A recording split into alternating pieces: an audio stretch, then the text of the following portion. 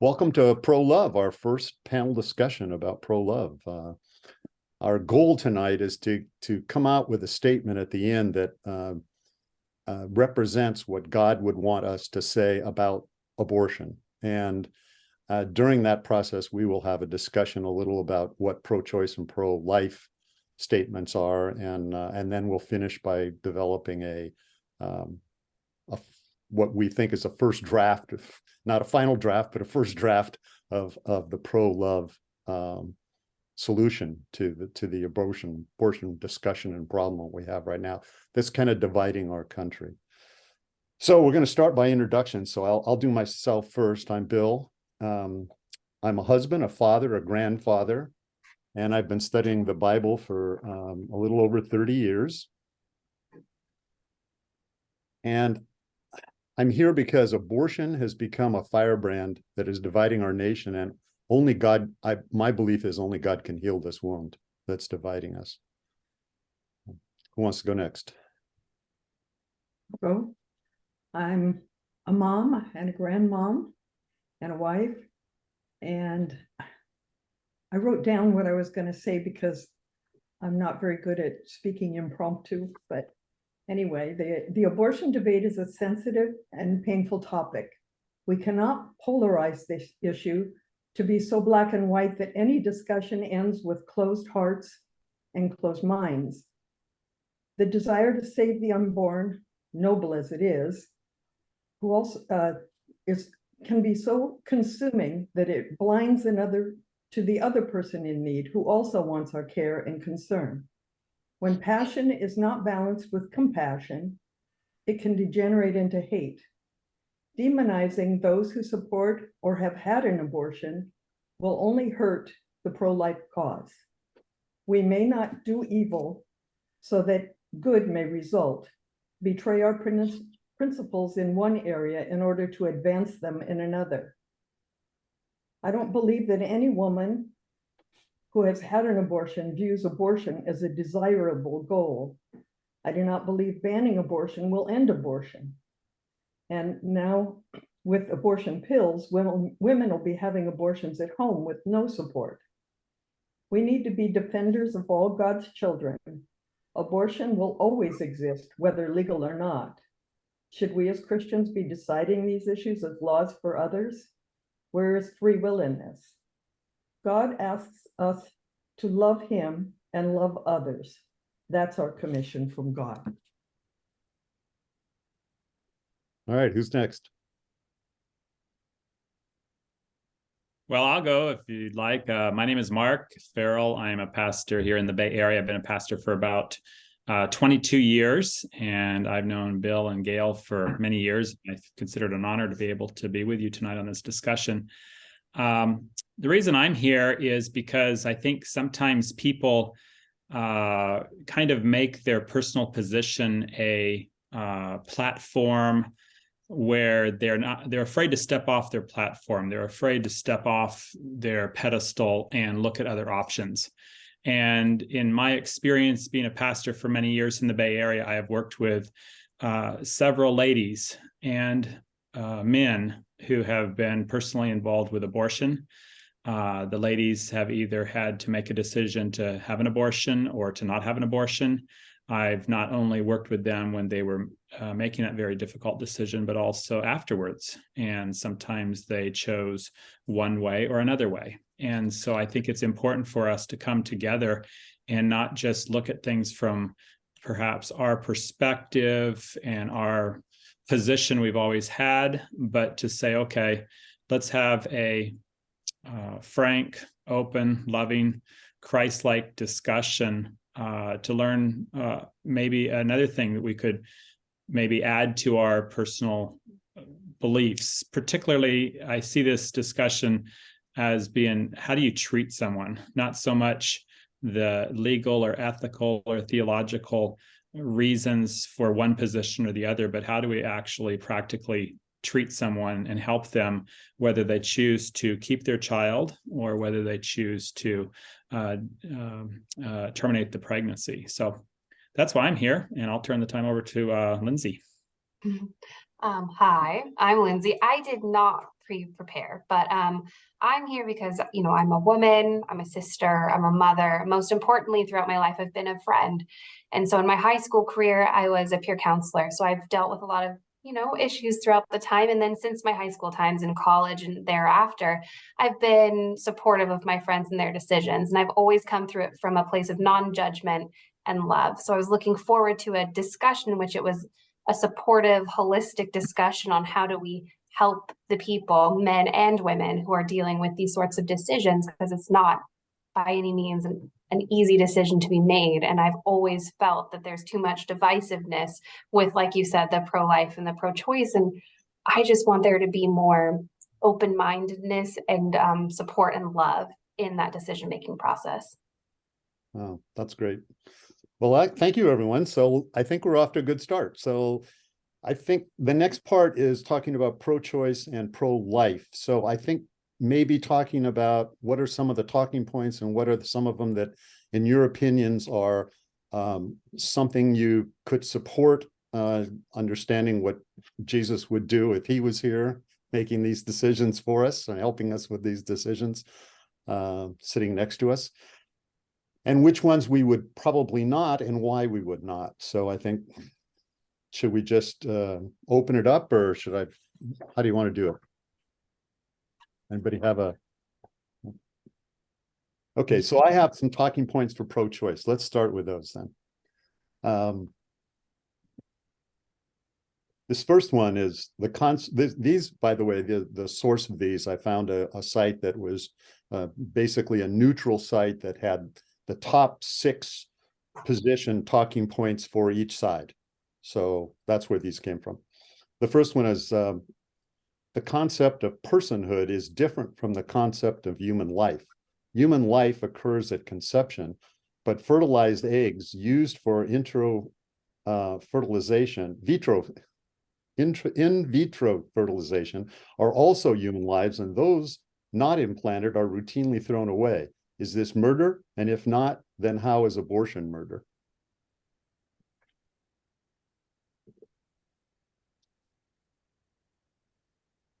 So I guess from my personal opinion, I've been a registered nurse for 32 years. I've been a paramedic for 30 years.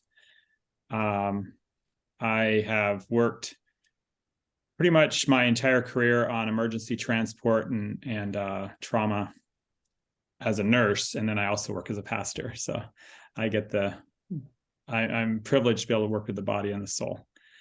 But I think it also kind of depends on the stage of pregnancy. Where I work, we consider a neonate to be viable at 22, 23 weeks. A lot of places would, a lot of states allow abortions past that time.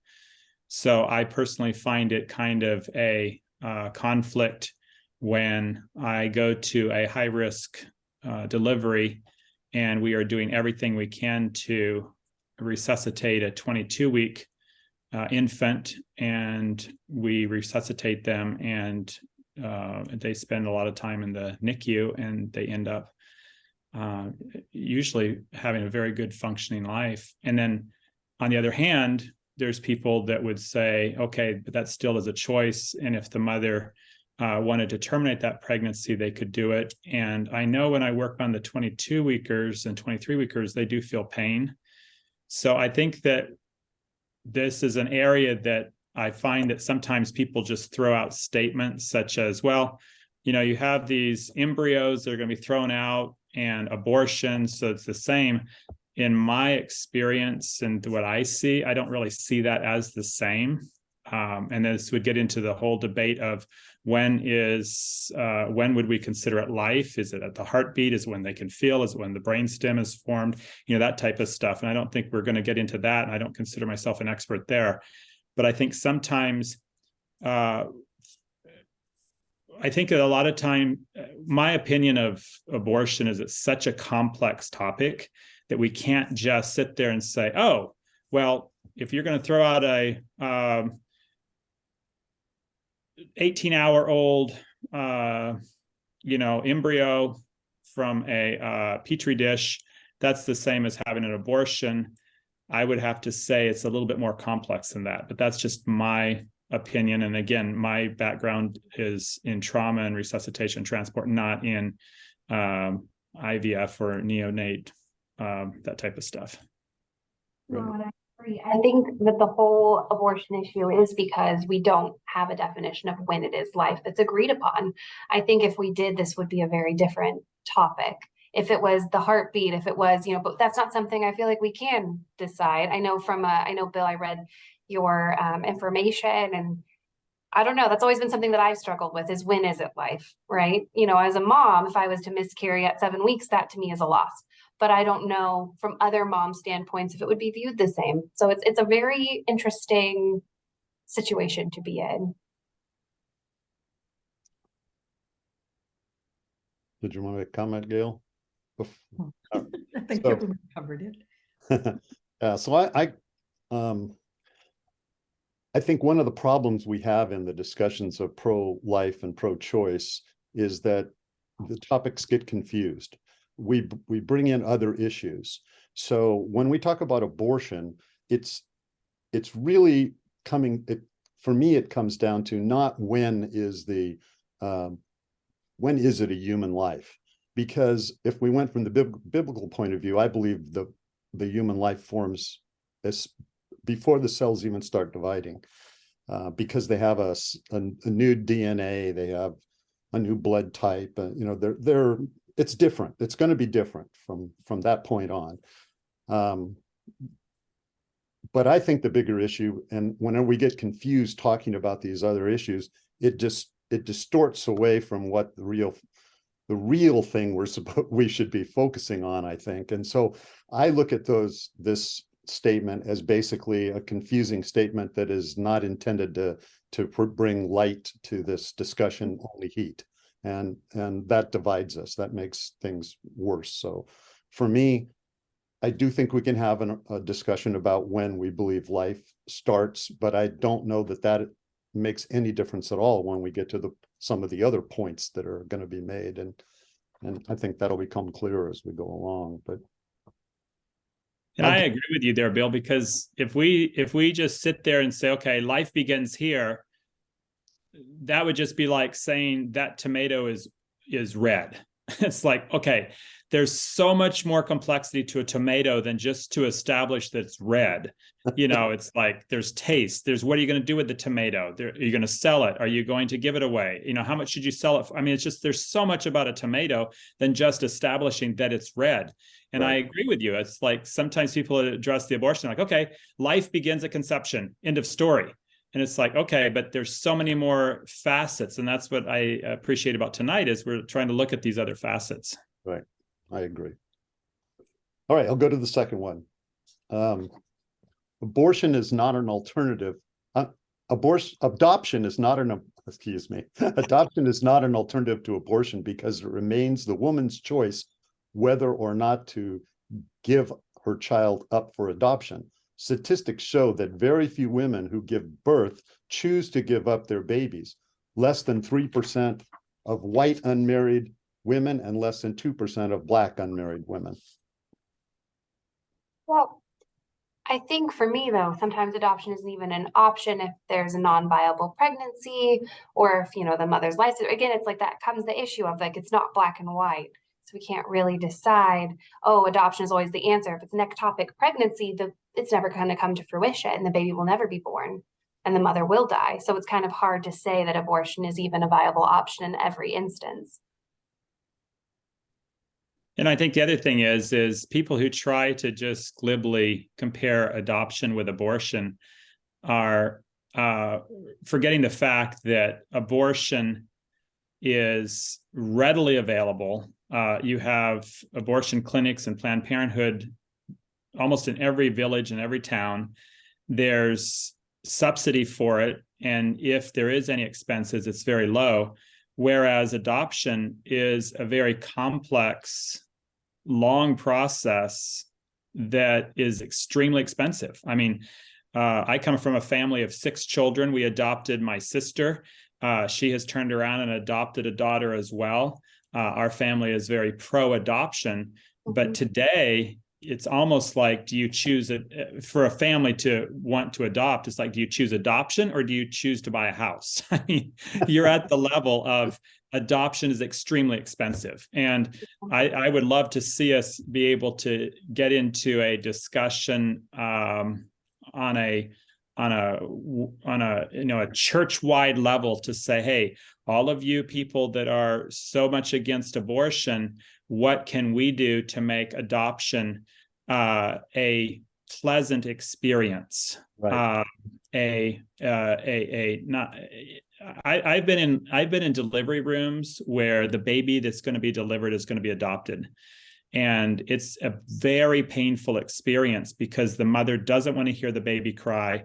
The mother wants that baby whisked out of there right away. She doesn't want to have any type of bonding going on at all.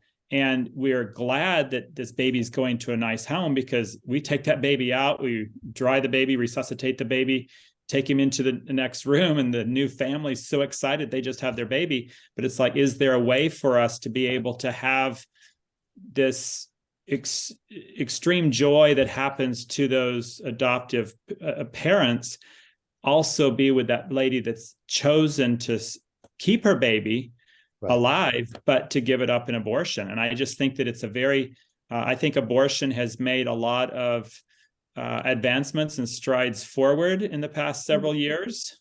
While I am pro-life, we have to admit, abortion has come a long ways and adoption has not.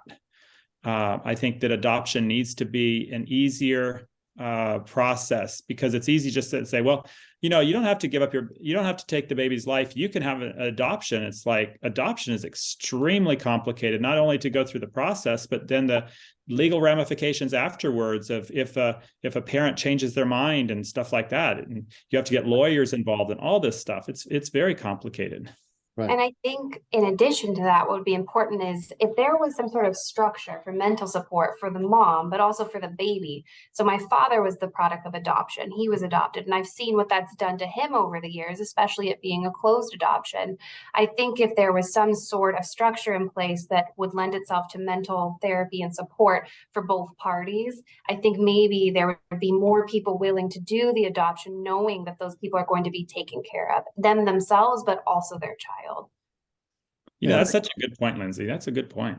It is a good point. I think that, again, since this is the number 2 talking point for pro-choice, it makes it sound like it's an either or, adoption or, and that adoption's no good, so abortion is the only answer. And that I think is misleading. I don't think that should be a point to talk about. But I do think if you're going to talk about an option between the two, you have to have just as much support for the adoption side, just like you said, Mark. And there are places where that's happened. There's a church community in Florida, and there's one in Washington, D.C., who have actually eliminated the foster care and abortion system that was in the counties, because the churches got together and they provide that, and they have a willing family immediately to take. And it's not this big, expensive, complicated thing.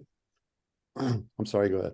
Oh, I know. I was just agreeing with you. So my dad was adopted in the 50s, and my grandma said she just got a call. She'd been wanting a baby for many years, and she wasn't able to have kids. She got a call one day saying, "We have a baby boy for you." And the mom wanted to meet her. And the minute she met her and saw her and how much she had always wanted a kid, was like, "You can have my son." And I know that's abnormal, and that's not how it goes these days. But from being with my grandma and her 2 adoptive sons, like, I understand it was a lot smoother of a process back then. I think it was a little bit more open, easier, and the doctors knew her personally, was able to recommend. I think if there was a different system in place, it would be a lot different. Yeah, and that's a different discussion, coming up with a system of adoption that is the ideal system. Mm-hmm. It's not an either or, and I think that's misleading. And unfortunately, that's the problem between the 2 point positions, pro-choice, pro-life, is that they have these kinds of arguments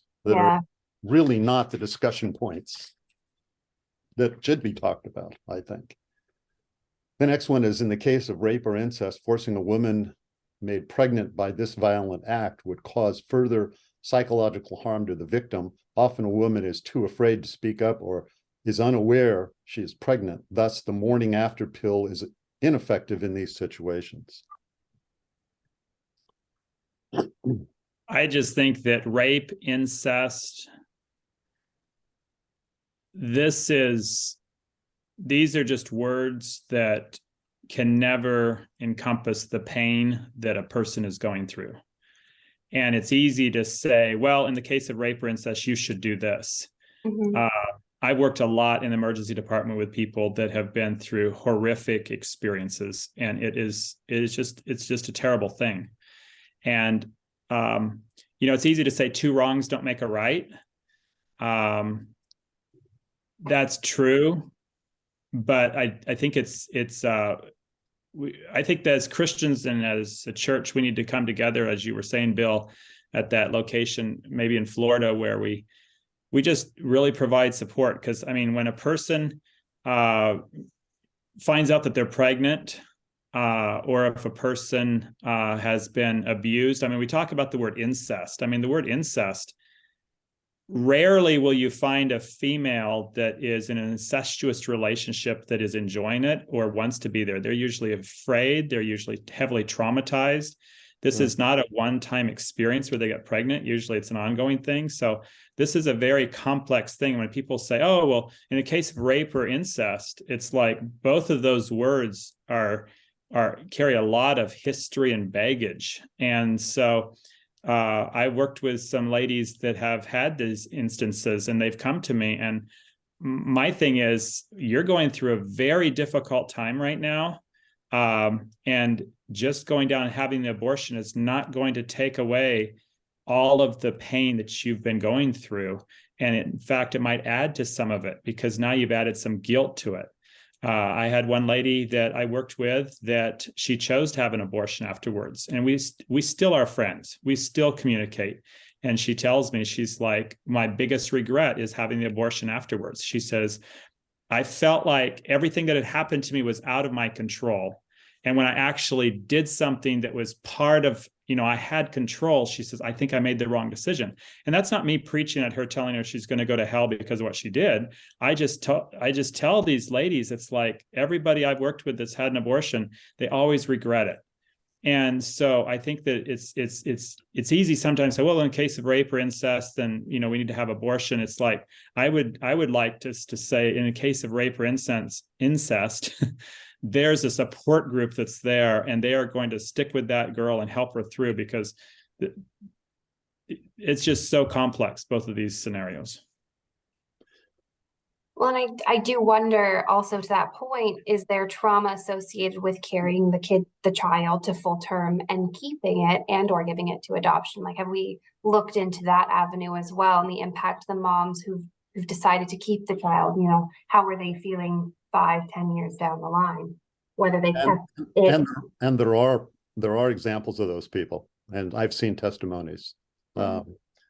So testimonies on both sides. I've seen testimonies of women that have had the abortion and regretted it. I've seen ones that have had, they were raped, they decided to have the child, and they have a great relationship with their child, and they're very happy they didn't. So I don't think we can come up with or anyone outside of that situation that woman's in can come out and give that person, this is what's going to happen. So I don't think we should be setting up rules and laws to make that either way to make it happen. So right. Personally, set up a support system for them, so that either decision they make, they have people there for them. Well, just like Gail was saying, the only way we can sit here and have a real discussion with a woman that's in that position, an unwanted pregnancy, the only way we can have that discussion is if we're willing to support that woman no matter what she decides. That's the only way that it's a real discussion. Otherwise, it's not a discussion. It's us trying to push her into something. Either way. And we're going to get into more of that on that aspect of it when we get into the pro-love situation. But anything else on that subject? The next one is the ability of a woman to have control of her body is critical to civil rights take away her reproductive choice, and you step into a slippery slope. If the government can force a woman to continue a pregnancy, what about forcing a woman to use contraception or undergo sterilization? I'm going to give you mine first. I think this is another one of those things where this is not the discussion.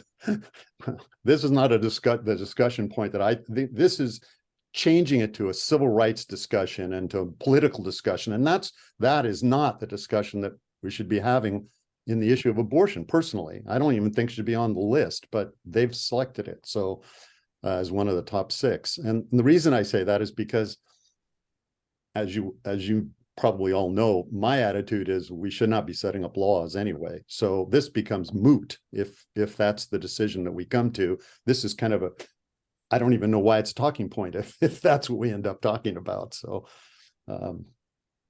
anybody else want to make a different opinion, have a different opinion on it? Well, I'm a firm believer in love, and love equals freedom. Right. As soon as you take away freedom out of a loving relationship, it's not a loving relationship anymore. Exactly. I mean, my wife and I have a very loving relationship because 15 years ago, we tried to model it after Bill and Gail. And that is that's based on freedom, and the thing is I believe that Jesus gives us freedom, even though he disagrees with probably a lot of the decisions we make. He gives us the freedom, because as soon as you take away that freedom, it's not love anymore. Right. And as a pastor, I have to respect people's rights. I mean, I'm 100% against methamphetamine. I'm 100% against drug abuse. I mean, I see it all the time in San Francisco, but I don't go down there and yank that meth out of their hands and break their meth pipe. That's their freedom. I mean, I would hate it if someone came and cut the lines to my paraglider because they don't like paragliding and they think paragliding is dangerous.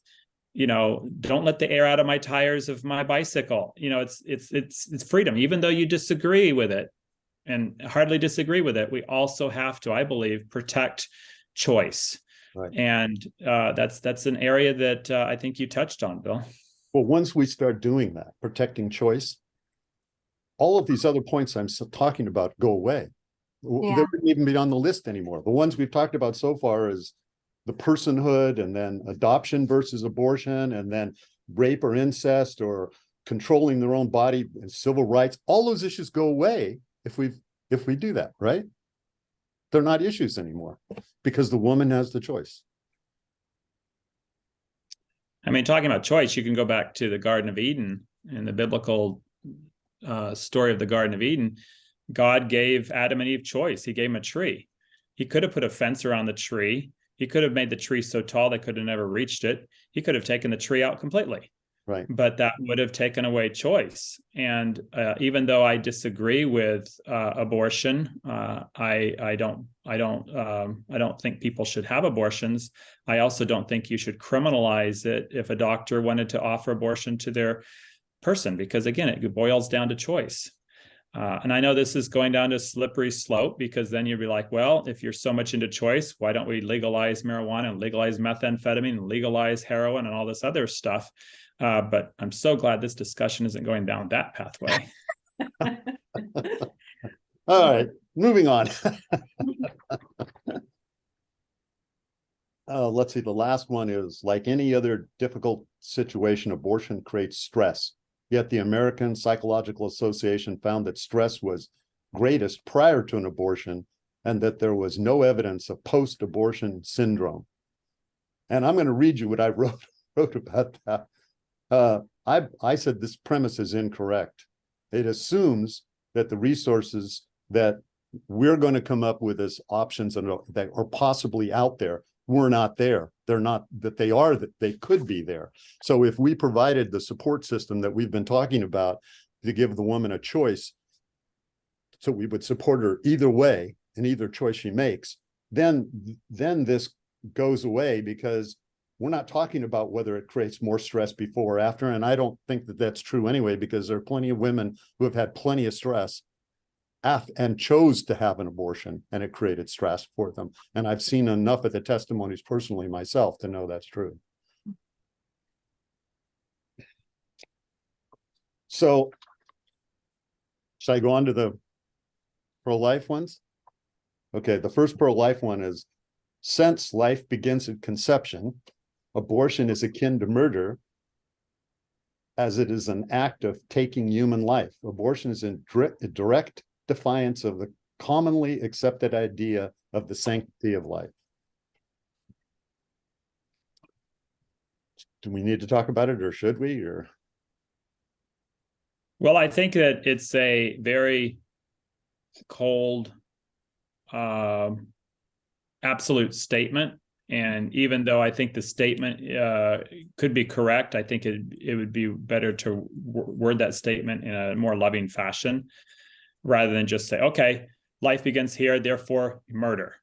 You know, it's like, okay, let's discuss this a little bit further. When you're talking about a 14-year-old, a 17-year-old that's messing around the back of a car and suddenly she finds out she's pregnant, I don't think that statement is really going to help her at that point.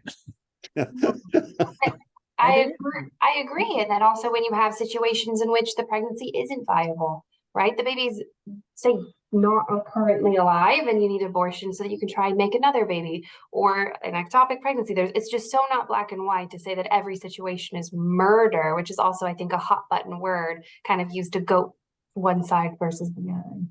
Yep, that's what I think too. And I do believe that the concept of killing a viable fetus, yes, I think, yes, it's probably murder, but you can have that discussion. You can't have that discussion if you're going to tell the woman she has no choice. But if she has the choice and the right to have an abortion if she chooses to, then this is not the loving way to make the statement. I agree with Mark, but we also are as Christians are, I think, required to be honest with people and truthful. I mean, that's what Jesus always did. He was always truthful. He was truthful and accepting. So the woman at the well, as an example, he told her, you know, that she'd had 5 husbands and she was living with somebody that wasn't her husband right now. But he did it in a way that made sure that she understood he was going to love her anyway. You know, here she is, a Samaritan, and he's a, you know, a Jew, that she shouldn't even be talking to him. He shouldn't even want to talk to her. So I think that's what has to come out in it. And because when you hear the testimonies of people who have had an abortion and they feel really bad about it afterwards, it eats them for a long time. It's better to have that discussion before you have the abortion. Think it through with these kinds of discussions, and make sure you've got your feelings down before you make the decision. But whatever decision you make, we're going to support. That's kind of, I think, that approach. Then you can talk to somebody about when life begins. But I don't think you can even have that conversation, and if you're not going to give them a choice. Well, I think that when young women get pregnant, there's a huge stigma that they're pregnant. And if they can sneak in and have an abortion that nobody knows about, it's gone. To them, it's gone. But I think that as Christians, it's horrible that young people would feel like that's such a stigma that it's better to abort the baby than to face your parents or your friends or a support system. And I think that that's one of the things in our culture that's gone awry, is that pregnant girls they're in trouble. They're, you know, it's every word that is applied to it, it's negative. And that's when they need our love the most. That's when they need our support the most. That's when we shouldn't be pointing fingers. We should say, well, come here, I love you anyway. What can we do with this to help? Instead of the stigma of it's an unwanted pregnancy, but how are you going to live the rest of your life? Can we help with that? How can we support you? You know, it's not like you're wrong and we're right, or because that's a horrible thing for a young person to go through. And we need to be better about that and to have more support. Yay! Gail spoke. No, I agree. It should be unifying, not isolating. I agree. Okay, the next point on their list is adoption is a viable alternative to abortion and accomplishes the same result with 1.5 million American families wanting to adopt. There's no such thing as an unwanted child. The statistics last year, I think, was a little over 600,000 abortions, and there were 1.5 million families willing to adopt. At least that's the statistics spelled out here. And I think this is just a point to refute that other statement that we had on the other side, and that's the problem. They're sitting there fighting with each other rather than coming together to come up with a solution that makes sense. Instead of fighting with each other, let's wrap our arms around the woman that has the unwanted pregnancy, and or at least is pregnant, and maybe it's not even unwanted because she doesn't even know yet if she wants it or not. That's the time that she needs the support right away at the beginning when she first knows she's pregnant. Well, and I feel like sometimes we forget that pregnancy is a dangerous thing. I mean, women die from pregnancy all the time. So sometimes maybe that woman doesn't want to risk her own life to give birth to the life that she didn't want. I don't know, just thinking out loud here, but sometimes I think that's missed a lot. Having been pregnant a few times, it takes a toll on your body, and I wanted it, but I could imagine if I didn't want it, how hard it would be to go through all of the pain that comes with being pregnant and giving birth, and then not keeping the kid at the end. It would be pretty traumatic. Well, the next one on their list is the abortion can result in medical complications later in life. The risk of ectopic pregnancies is increased if other factors such as smoking are present. The chance of a miscarriage increases in some cases. Anyway, that's their next argument on their list. And I think it's important that we look at this, because when you have an abortion, there are complications and side effects that go along with it. When you have a adoption, there's complications and side effects that go along with it. Right. When you keep the child and you're an unmarried mother, or you keep the child and you're in a abusive relationship with a boyfriend, and you try to keep him because you had a child. I mean, it's just so much more complicated than saying, abortion, adoption, keep it. It's like it's a very complicated topic. It is. And I think that's the idea, that no matter what the choice is, whatever, if the woman knows that it's her choice, and that we're going to give there's a way for her to get all the information she needs for all of the complications, for all the different possible choices, and what supports are available. Now, all of a sudden, she can make an intelligent decision. How else can she make a good decision? Well, I think you're missing one little point, though, is that it's an emotional decision. Hey, there's a voice from out of space. It's emotional. I think that I don't think that any answer is easy or the perfect decision, because I have friends that had abortions. I've had friends that have put their baby up for adoption. All of them have so much trauma from their decision that they made. And you can give them all the resources and stuff, but at the end of the day, it's still really tough on them. And I think that the polarization makes it tougher on them for sure. But I think that emotionally, it's an emotional decision. It's not a logical decision. And so it's always going to be painful no matter what you decide. Well, I'll agree with the fact that under this current situation, it's always going to be an emotional, difficult decision with pain involved. I mean, I don't see any way around that. But that's what we're trying to hopefully come up with, is some kind of a beginning of a discussion that maybe we'll find a third option instead of the two that are out there now, that will eliminate some of that stigma that goes along with the whole process. And then rather than picking a side and just sticking with that side no matter what, there'll be a middle ground where they can not make it so much of an emotional decision. I'll give you an example. I listened to a testimony, I don't know, maybe a month ago, Gail, when I listened to a testimony of a woman who had an abortion 6 years ago. And she went, got an abortion and didn't tell her parents or anybody else, and was just gonna not think about it. But it was bothering her and bothering her and bothering her. And finally, her parents were pushing her to go to church because she had been going to church before this all happened. And finally she just said, oh, just to get them off her back, she was going to go to church. So she went to church. The day she picks to go to church is the day that the church has this thing about sanctity of life. The whole sermon's about sanctity of life. And she sat there and she just broke down. And once she started crying, she could not stop. And then they had a call forward where you could go to the front and talk to somebody at the front. She went up there and the woman hooked her up with the woman that's at that church that is responsible for counseling, grief counseling and stuff afterwards. And they had a program, a nine-week program. So she joined the program and she told her parents that they were studying Romans. So at the end of the 9 weeks, when it got to the end, she realized they were going to have a ceremony for the baby that was aborted. And she realized she couldn't do that alone. So the woman that was the head of the program went with her to her parents.